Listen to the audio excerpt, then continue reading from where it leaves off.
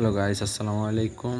Single life একটা জীবন YouTube চ্যানেলে আপনাদের সবাইকে স্বাগতম। চলে আসলাম ঘাসের জমি নির্বাচন এমন একটি ভিডিও নিয়ে। এটা আমাদেরই জমি, তবে টাকা ধরে রাখা আছে, মানে একটা গিরফি রাখা আছে। এটা ওই পাশ পর্যন্ত আমাদের জমি, রাস্তার থেকে অদূরেই। তো ঘাসের জমি, এটা মাঠের ভিতর সর্বোচ্চ উঁচু জমি, এবং এই উঁচু জমি দেখেই ঘাসের জমিটি নির্বাচন করা হয়েছে এবং এখান থেকে খুব তাড়াতাড়ি নিষ্কাশিত হয়। এটা হচ্ছে ঘাসের জমির মাঝখান, মানে 33% জমির অর্ধেক জমি, এবং এটা হলো পুরা জমি এই পাশে, আর পিছনে রয়েছে এই পাশে।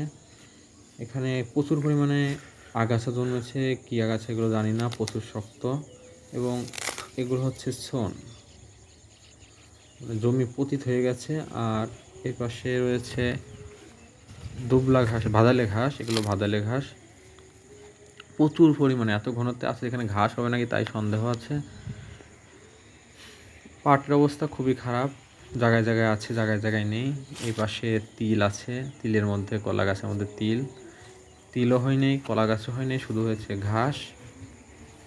তবে একটা জিনিস মাথায় রাখতে হবে, যাই হোক তাই হোক, ঘাসের জমি হবে উঁচু। ঘাসের জমি উঁচু না হলে বর্ষার মৌসুমে পানি হলে ঘাস হবে না, মারা যাবে ঘাসের ছোপগুলো।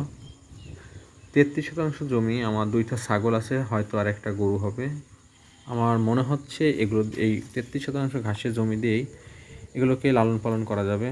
এটা হচ্ছে আমাদের জমির শেষ সীমানা, এই পর্যন্ত, এটা শেষ সীমানা একদম। ওই পর্যন্ত কলা গাছের এই পর্যন্ত অর্ধেক, এবং তারপরে ওই জাংলা পর্যন্ত শেষ, ওখানে নিচে আছে একটি বোর্ডিং, এই পাশে